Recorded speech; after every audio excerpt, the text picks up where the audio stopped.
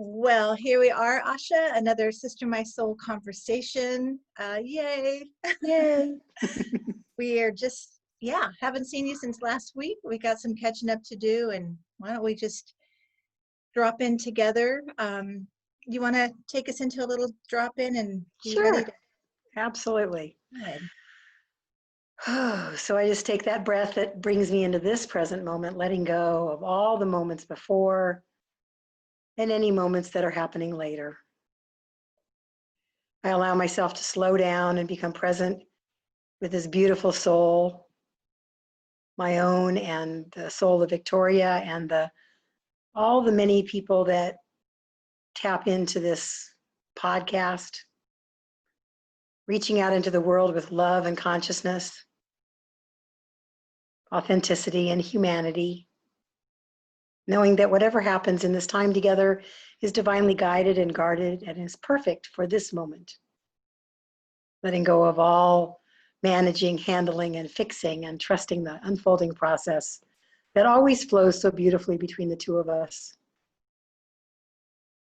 Knowing that we are channels for the divine life, as are all beings. And so in just relaxation and trust and joy and gratitude, I simply let this all go and return to this moment where all is well. And so it is. So it is. Thank you, friend. Thank you.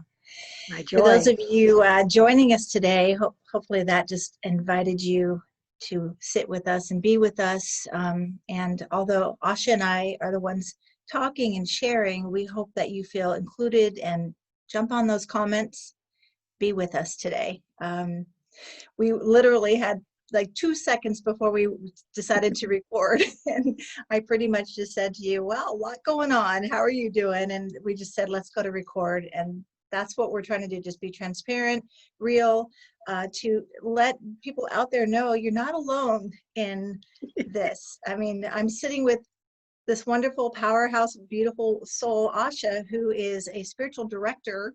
You've got all kinds of beautiful gifts that you share with the community, and I've got my own tools of supporting others, but we're both humans having our human experience. Oh, very much so.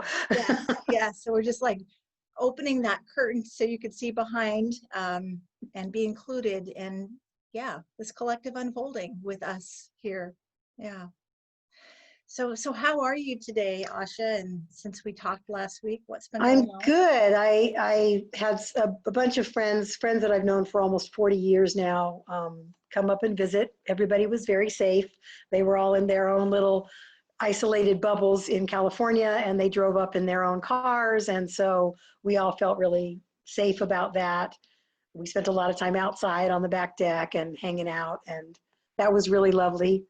And then they left on Friday afternoon around noon. Excuse me, I got a little frog coming in. And and I was, grateful for the quiet afterwards, but also missing the connections. It was fun to play with them because we play together pretty well. And I've noticed since then this feeling of melancholy and sadness and grief. And it's not about their leaving or anything specific. And I'm noticing it and allowing it to just be. I woke up the day after they left feeling this, the word that kept coming up for me was futility. And in my past life, as recent as probably last month, I would have tried to push futility away or manage it or handle it or do something with it other than just let it exist. And what I noticed was I woke up with this word futility and the feeling of futility. And I said, okay, I'm just going to let you be, and I'm going to go about my day while experiencing futility. I'm still going to feed the dog and take a walk and do the things on my list today.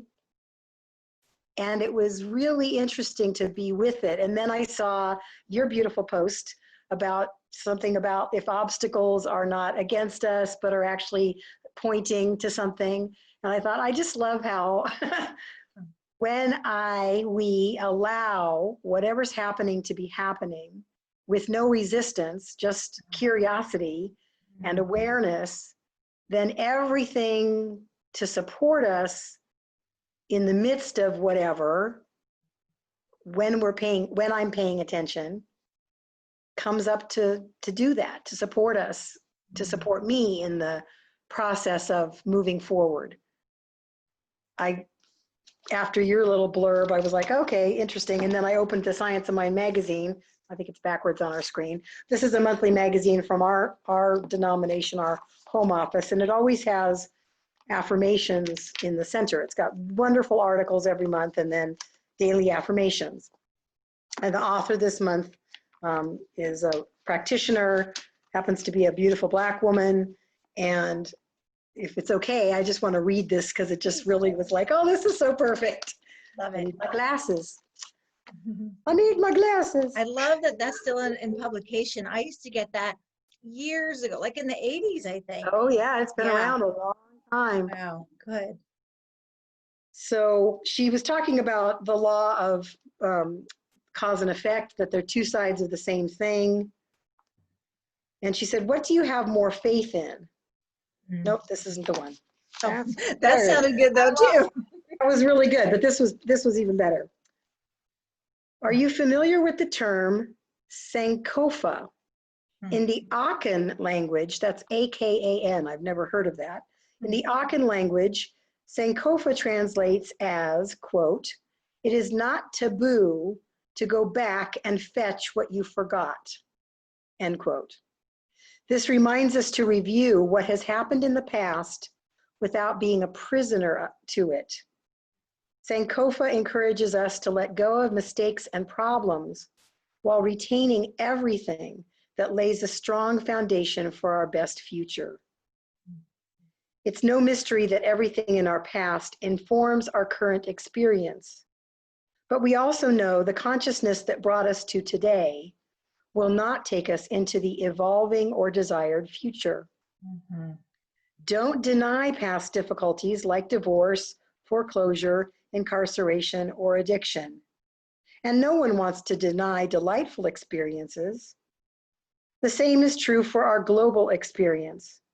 We don't need to deny the difficult past that includes slavery, famine, war, the Holocaust, disease, and tyranny.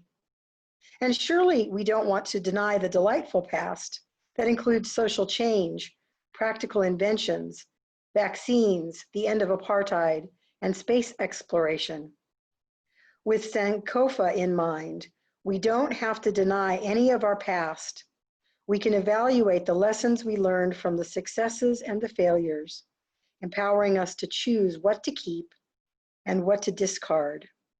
And the affirmation, I am the fruit of life from all past generations.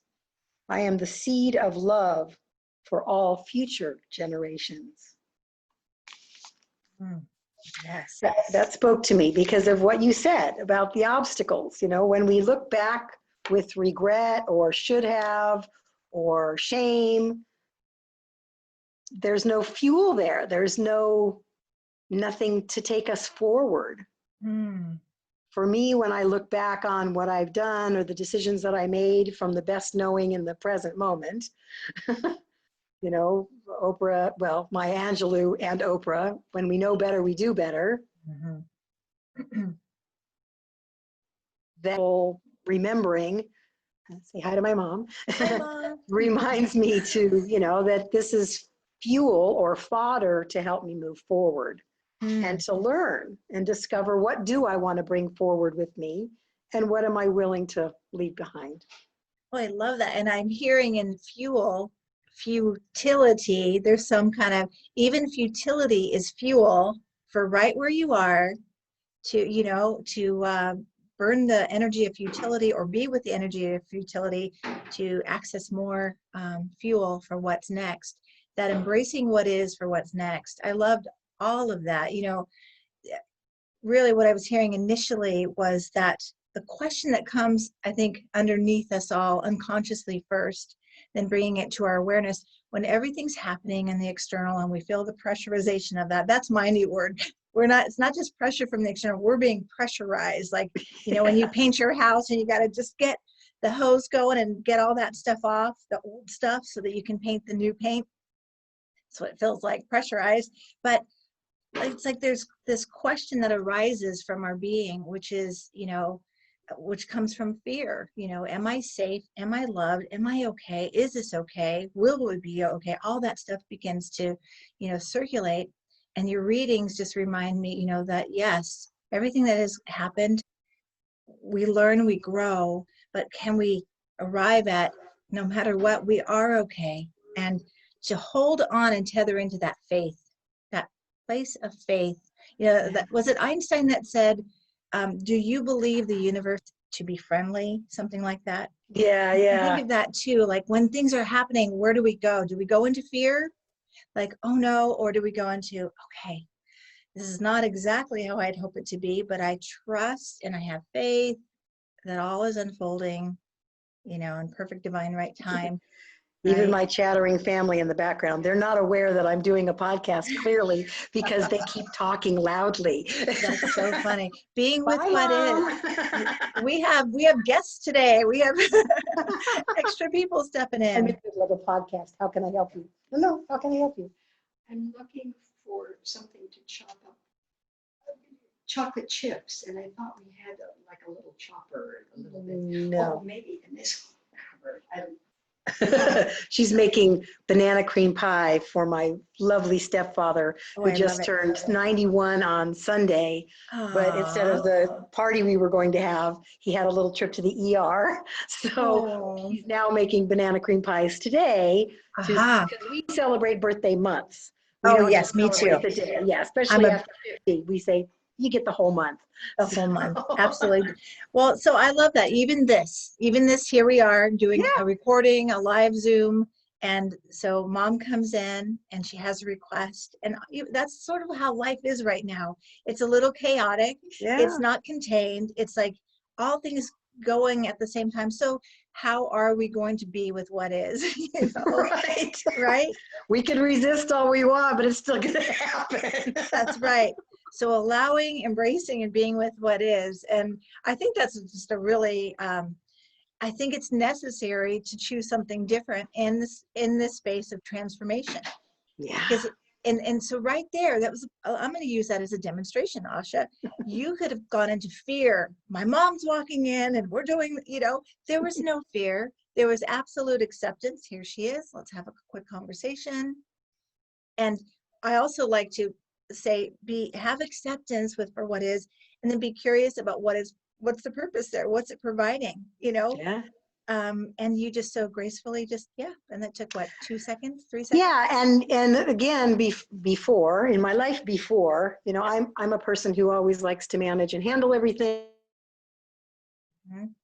control freak, and before I would have gotten impatient or frustrated. And more these days, I'm like, this is the moment that's presenting itself. This is the moment that I have. And how do I want to be in this moment? Do I want to be impatient or frustrated, or do I want to be loving? Because I want people to be loving with me when I'm doing unconscious things, when I'm wandering around banging cupboards and doing whatever it is that I'm doing in life. I'd like people to be loving and kind and patient with me. So that's helping me a lot. How do I want to be? Who do I want to be in this moment? What energy do I want to keep moving forward in the world? And it causes me to take that half-second beat before I respond. That's right. Yes. So first we set intention for who and how we want to be, and then comes the practice. Immediately, the minute we claim it, it comes immediately. That's right. You're going to be peaceful. Oh, what about this? Yes, right. There's a great quote. I think it was Iyanla Van Zandt that said, you set your intention, and the first thing that happens is everything unlike that shows up first. Or even there's another variation. If you intend to be loving, everything unlike love shows up first.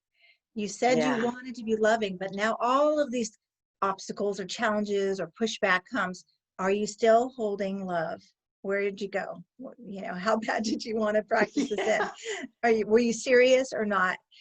When this all first started happening, the quarantine, immediately, I think it was actually a couple months before it happened, I had this thought that kept coming, because so many of us on a spiritual path, we've read the books, we've done the processes, we've been practicing for a long time. So the message was, all those books you read and all those trainings you took, right now is the test.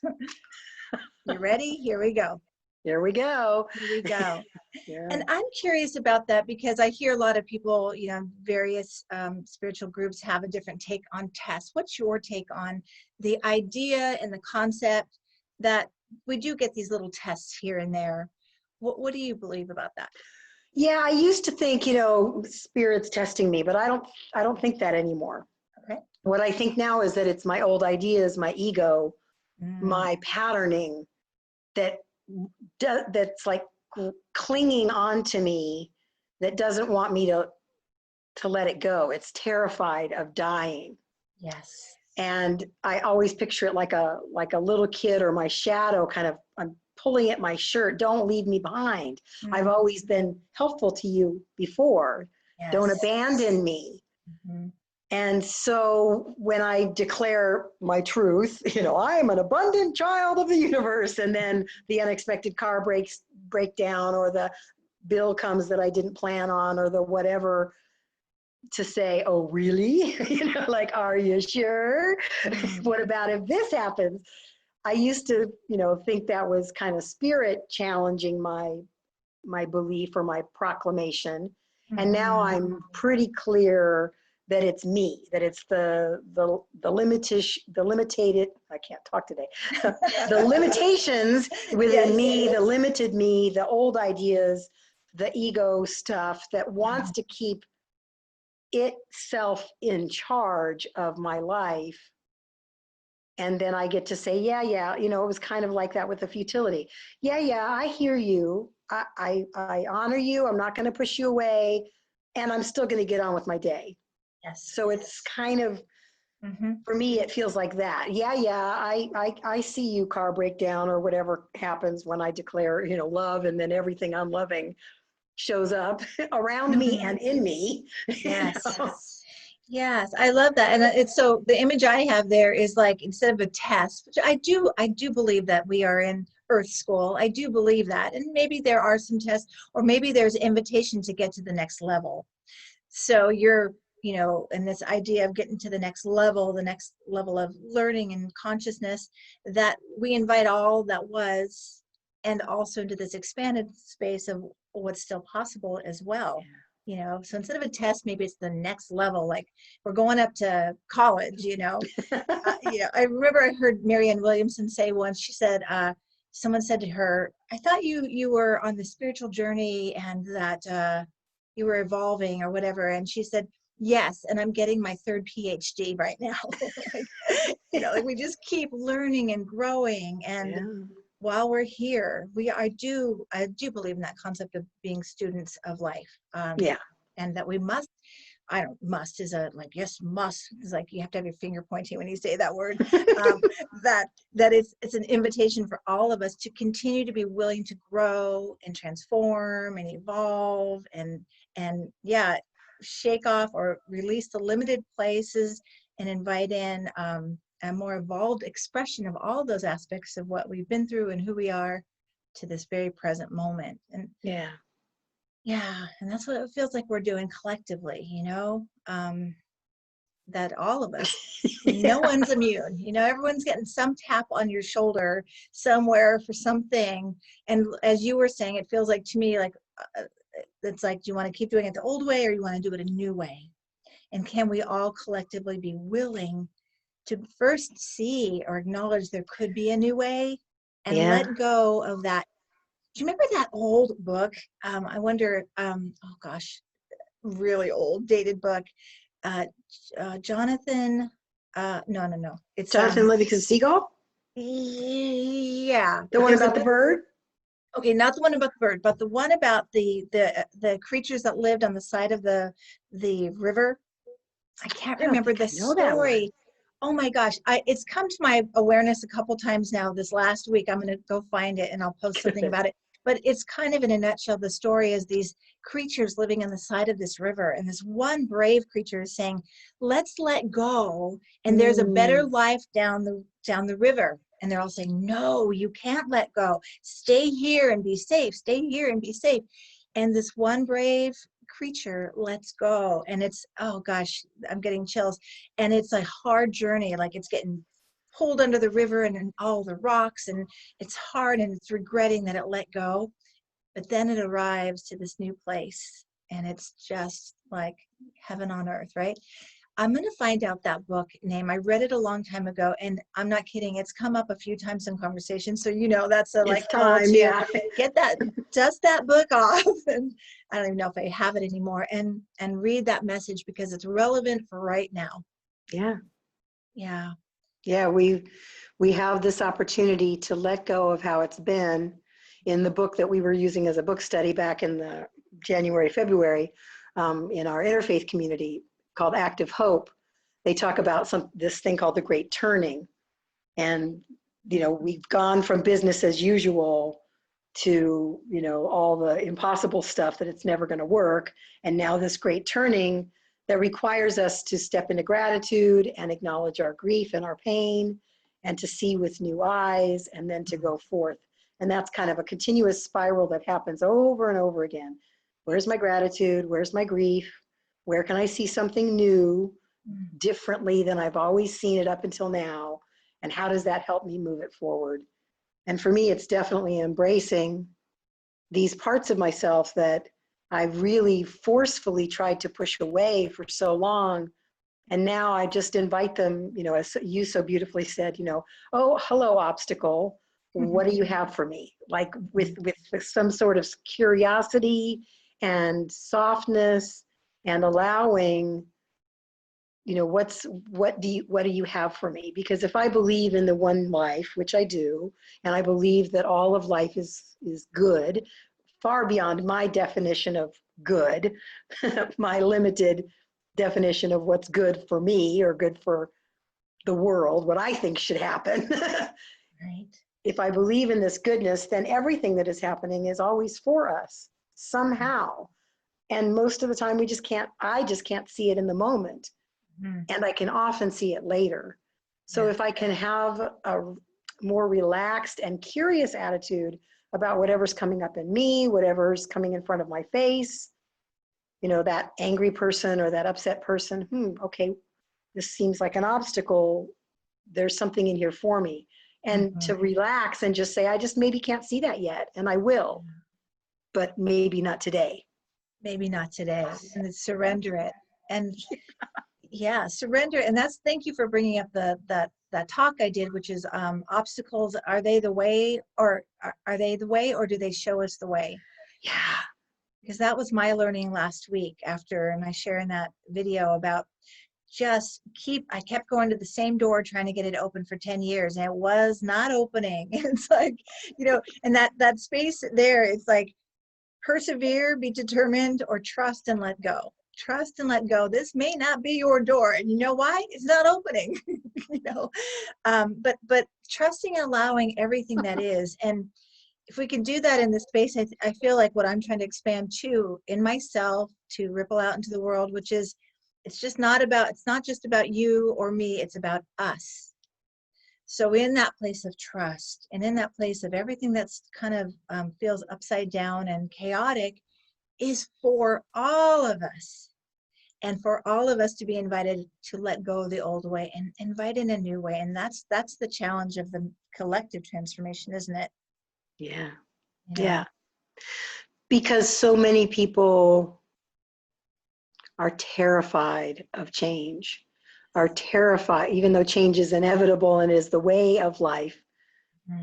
It seems so scary, I think, for so many people because the world is changing really fast. Yes. Really, really fast. Yes. There was a wonderful comedian that Will and I, my husband and I, were watching on Netflix last night. She's really funny and very bold and controversial and all kinds of cool things. But she was talking about, it's hard because everything's moving so fast, and people trying to catch up with, trans things and LGBTQ and Black Lives Matter and all this stuff. It's fast. And it's necessary, otherwise it wouldn't be happening. And it's powerful and important.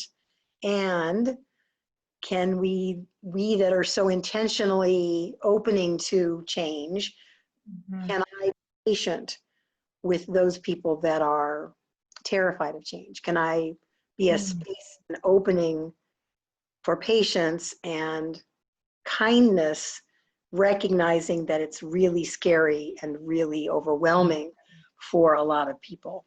Yes. That's hard for me because I want to like push it through and make them see. And yes, that is a hard place to practice, isn't it? And the more somebody tries to push on me, the more resistance I give. So I have to recognize that and remember that. So for me, this word of curiosity is really my invitation. Can you be curious? Can I be curious about what this other person thinks? Can I be curious enough to ask questions? Can I invite them into curiosity? Well, what if this other idea was true? Yes. How does that impact your life? What if? Just pretend, And how does that open up myself and maybe open up a conversation? I love it. Yes. Yes. Curiosity. Got to keep putting things in, I call it in the curiosity pot, and stir that up instead of the fear pot. But in that curiosity too, to try on, if it feels so frightening, change, as you said, is very scary for a lot of people. And when you were saying that, I had this image of being in the womb, and like, what if you were so afraid of change while you were in the womb? You wouldn't be here. You wouldn't have had to have this great opportunity of life. And that every change is like a rebirth. Like you've got to let go of your safety of the perceived womb that you have yourself in, and let go to get into a new expanded room with a new view and new possibilities. But yeah, well, can you imagine if we were babies and like, in utero? Not doing this, sorry. There's no and bright out there. Yes. Right. And like with birth, there is at some point no choice. You must let go, you must surrender, and you must trust. And for people who are stuck in fear of change, it's good to reflect, go back on another time when you went through a change in your life, and you recognize how you got through, not only through, but what gifts and growth occurred through that letting go. It's an important reminder, because we can get so fixed on no, I don't want to change, it's got to be this way. I'm trying to look up, I think his name is Richard Bach. Oh, Does yes. that ring a bell? Yeah, because he wrote Jonathan Livingston Seagull. Okay, that completely makes sense that he would write that kind of story. I think it's called Illusions. Oh, yes, I have that book. Okay, I'm pretty sure that's it. And I'm going to reread it because it's been coming. And maybe those of you out there watching with us, go take a look at this. It's a really old book now, but it's a classic. And it just seems for this time, we're some of us creatures on that side of this, the riverbank of what was, going, I don't want to let go and trust it's going to be even better. I want to do it the way I've always done it. When we do it the way we've always done it, we keep getting the same results, right? So that willingness, and I think what you touched on is where my curiosity goes to, is that space of when I feel resistance in myself, but I really experience it in the world. Like, and I do get curious, and it can create fear. Are we all collectively, because it's about us right now, going to be able to shift in such a way that we can dissolve the old and allow and emerge something new that benefits all of us? And that's where I can get stuck. Like I get into fear. I see people pushing back or fighting for certain things, and that I go, okay, well, you're still fighting for what was. Can you trust and try on willingness? That's where I was going. Try on. If you can't, if change feels too big, and this is a good tool for forgiveness too. Forgiveness seems too big. Just be willing to consider change or forgiveness. Consider letting go. The willingness can open up space there. Yeah. Yeah, you were talking about the, that every time there's change, it's scary. And we just did in our book study this last week, one of the in-body practices from the book My Grandmother's Hands was to remember a time when you were strong, resilient, and brave. And it might have been just a moment, and it might have been a lengthy period of time. And they gave some examples of the moment when you stood up for yourself and spoke for yourself, or the time you put yourself through college as a single parent, So a lengthy period, or even just a moment, and to really steep in and remember that moment of when I was strong, resilient, and brave, and to feel it in your body. And where is that in your body? And the other thing we recognized, both in that group and when we talked about it at my spiritual center on the following Thursday, was that prior to the strong, brave, resilient moment was terror, was it's never going to work. How am I going to do this? It's impossible. All the stuff that freezes us if we let it. But then something rose up in us, that resilience, that strength that we do have as a natural quality of being, because we did come out of the womb. We didn't stay there. So we start there. Maybe our birth was the bravest thing we've done.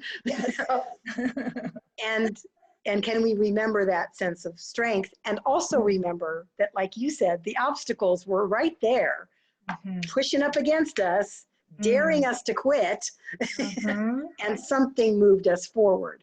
Yes. So everybody was like, oh, I forgot how that felt to be resilient and to be strong. Yes. And to be brave. I love that. Would you be willing to, let's just do a little sample of that for each other, and then invite people to practice too, and tap into their own brave and resiliency. This is how you and I first connected, is we had a Zoom call and we asked each other questions and invited each other to go a little bit deeper in exploration. So Yeah, I would love to do that for both of us, to tap into something and share it, and invite those watching to do the same. sure. Great. All right, so close your eyes. Okay. I invite you to get into comfortable space and close your eyes and take a few deep breaths, just feeling the air move in and out of your body. Begin to sink into the sensations of your body. Just notice what's happening with the body right now. Does it feel open or closed? Relaxed or constricted? And there's nothing to do about that, just notice.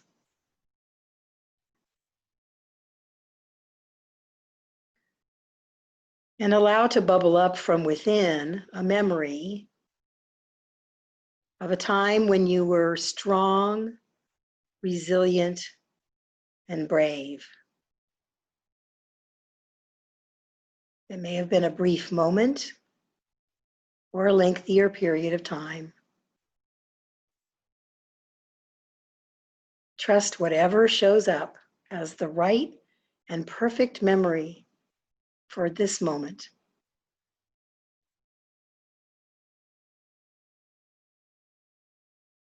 Remember where you were, what happened, that feeling of resilience and strength that welled up from within you. Notice where you feel that in your body right now.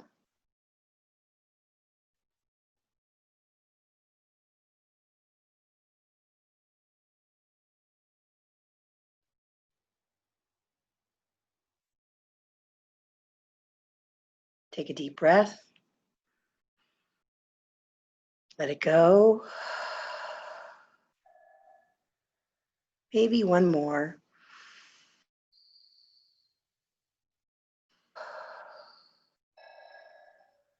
And come back into this space. Yes. Did you allow yourself to receive something too? Good. Well, I had an immediate memory that popped up. It's so interesting how we can forget these places. You know, I remember it was so 18 years ago, me letting go of everything I knew in Los Angeles, including my things. This is a good reminder because I've been trying to, you know, shed more and let go, and I'm noticing attachment again.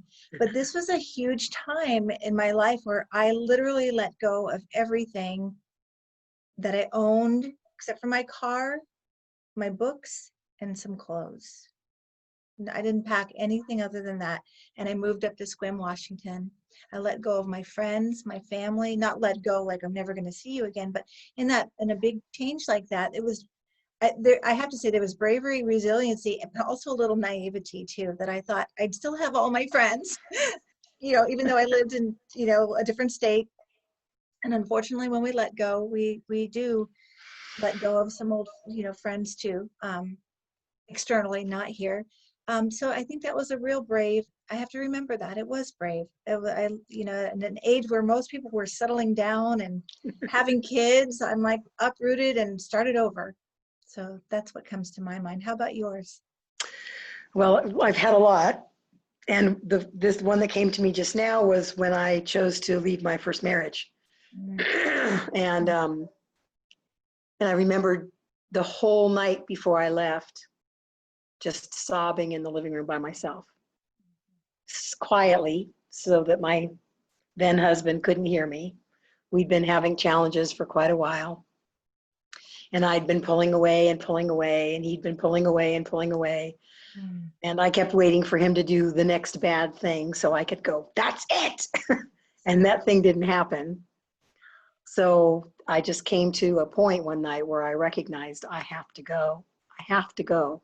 For my well-being, for his best well-being, I have to go. And like you, I left with my clothes and a few things and a little bit of money, and luckily had a friend that I could go live with, so I wasn't homeless. But that next morning when I said I have to go, I think that was one of the, that was one of the bravest things I ever did, because I didn't get married with the intention to leave a year and a half later. That wasn't my intention. And yet I got very clear that it was time. And the chaos that was before was so familiar Wow. in some of the other times when I've been brave and resilient. And we both have had a wonderful life as a result. And I don't think either one of us could have become the people we are today if that step hadn't been taken. So Yes. yeah, that was Wow. just one of, That's so rich. I mean, we could expand those moments, and there'd be a lot of teaching for ourselves and maybe even offering to someone out there. I'm having this feeling that there's a woman watching right now who, yeah, I got chills and tears, who may feel stuck in a situation that, you know, feeling held by it and not knowing what to do. And yet what I heard when I was listening to you was, in the holding, there is a knowing. Find your knowing, and it may be just a crack of light of an open door, and be willing to walk through towards that light, that opening. And as you said, because our lives are so rich now. And I too was in a, you know, I didn't share that part of it, but it was before I left. I was in a very unhealthy, abusive marriage that I walked away from. That was hard as heck. It was such an emotional trap. yeah, And to find, like you said, you had the knowing, but sometimes the knowing is just a crack of the door opening and a little bit of light to be able to say, I'm walking towards that. Even though you can have a knowing, if all your knowing is, this isn't working for me, that's enough knowing. yeah, And then that's where trust comes, that beyond this place of stuckness, there's something more. There's something more. And yes, look at the richness of our lives. I mean, you have your beautiful life and your marriage, and, you know, yeah, and I as well. And if not for that choice, those choices where we allow bravery and resiliency to find us and walk us through a new door, you know, we wouldn't have all this and be all that we are. So yeah, I feel so strongly that this is going to touch someone. I hope it does. May you remember your bravery, and that you have access to all this as well. Um, yeah. and that to trust to just take that one next step. Yeah. Yeah. And to remember, if we're in the midst of the chaos, Mhm. that's the precursor to brave. That's a precursor to resilience. Yes. If we can allow it to rise up within us, if we can remember and Mhm. not let the stories and the fear and the limitations, Mhm. drag us back into the perceived safety of whatever. Yes. Because, Yes. And yeah, the ego wanted to keep me stuck. right. The ego wants to keep us stuck in the same and familiar in the familiar territory. And that Yeah. is the greatest fear. The greatest fear is the fear of the unknown. But one thing to do with the fear of the unknown is to tap into a knowing, as you said, I love that word knowing, but to ask, what do I need? And then trust that you already have it. It's Yeah. within you. You already have what you need to do what you need to do. That's what we have to remember and trust. And just like being in the womb, there was some aspect of us that knew I could push through the birth canal and get to the other side of this. And Reverend Michael used to use this story about a chicken and egg. And when we're holding in a place that at first that that chick that's developing, it's cozy and it's got everything it needs, but then pretty soon it's outgrown the shell. And not only is it outgrown the shell and the nourishment, it's in its own excrement. It's like just, ugh. Right. It's terrible. Like, who wants to live there? And so it has no other choice but to begin to break through that shell. And so it's just, and a chick doesn't come out of an egg all at once. It's an incremental process of breaking the shell open, getting, oh, there is something on the other side, keep going. And so if anything, just, and I practice this with myself, what's the one little breakthrough thing I can do? Yeah. I'm not gonna fully rebirth myself today, but I can break through, and breakthrough is doing something different Yeah. than what we've always done. Yeah, I liken birth and death to the same process because I've been in the room when a baby was born, and I've been in the room several times when people have let go. Yeah. And what I notice is that and then you talking about this, it's kind of the same with every time we grow, is that we've grown out of the space that we're currently in. In the womb, we've grown out of that space. We have to get out, but in the process of getting out, we are crushed and squeezed and pushed, and it's really uncomfortable. We get smooshed.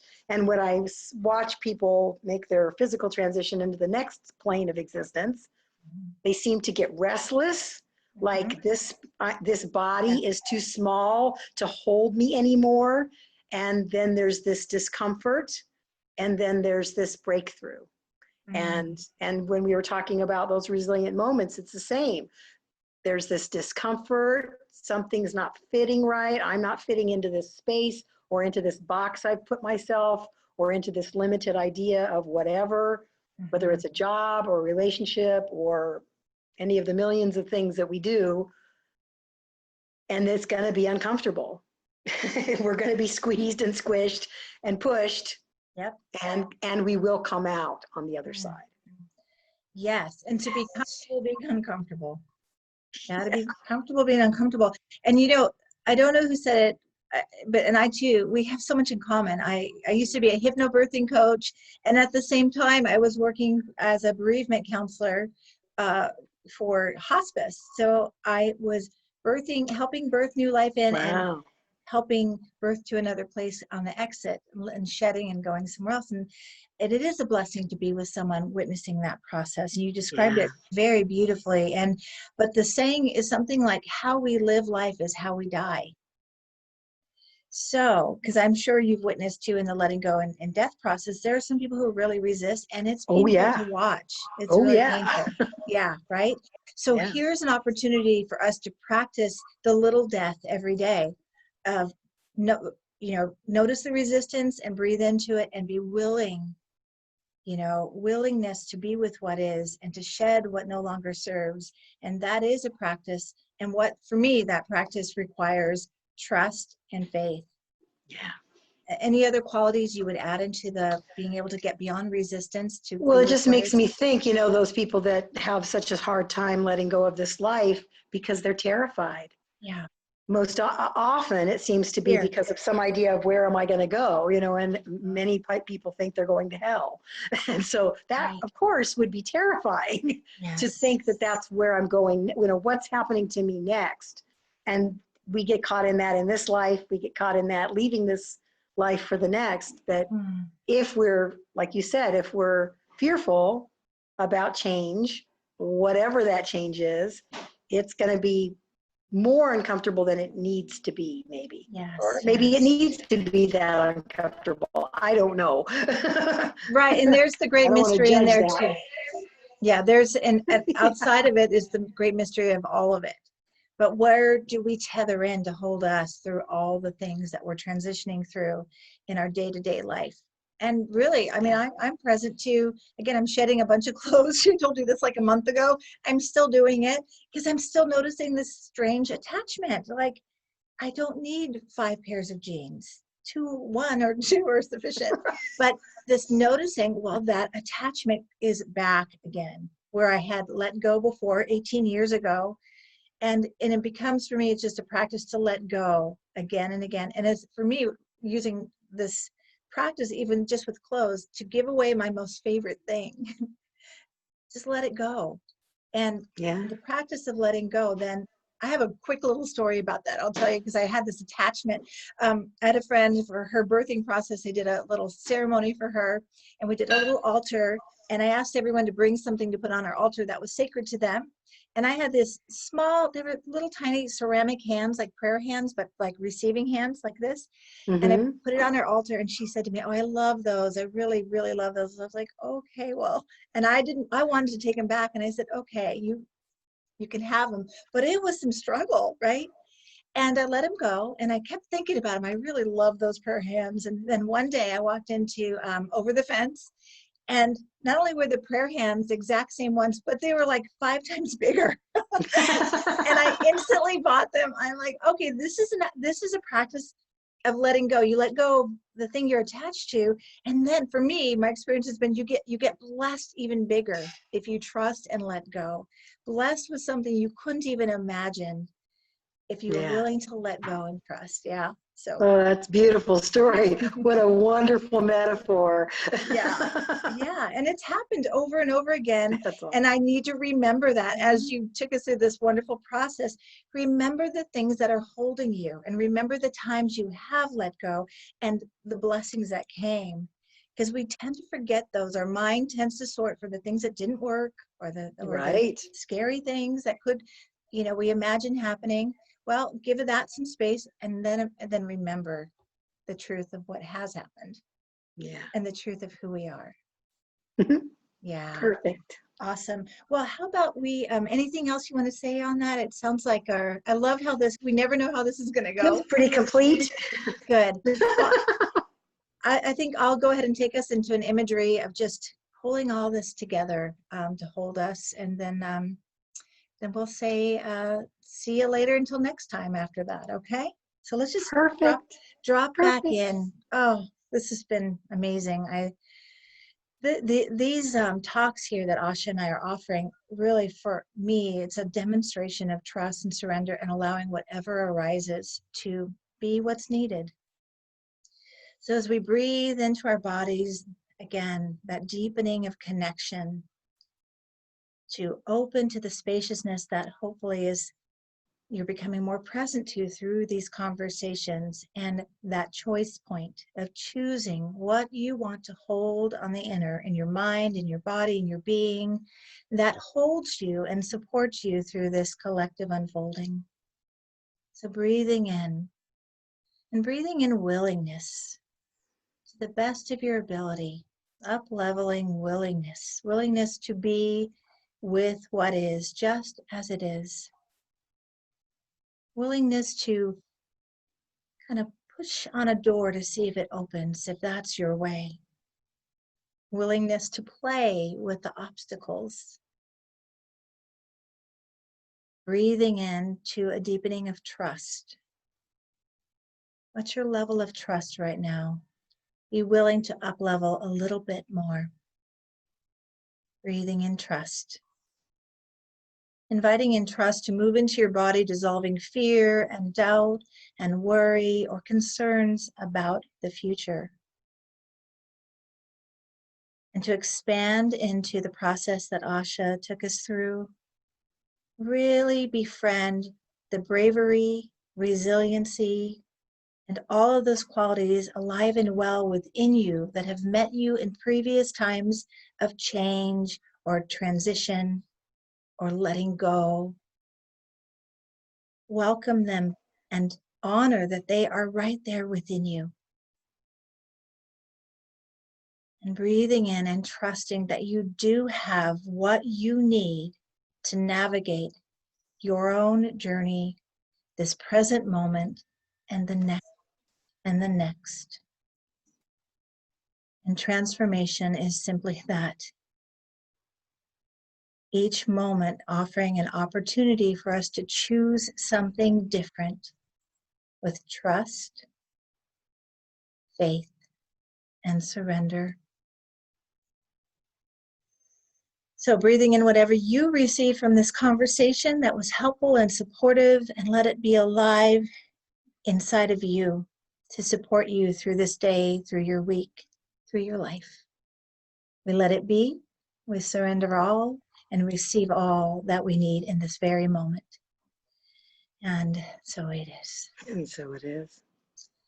All right, my dear soul friend, I'll see you next week. I love you. Love See to you you. later. Love you all. Okay, bye-bye. Bye.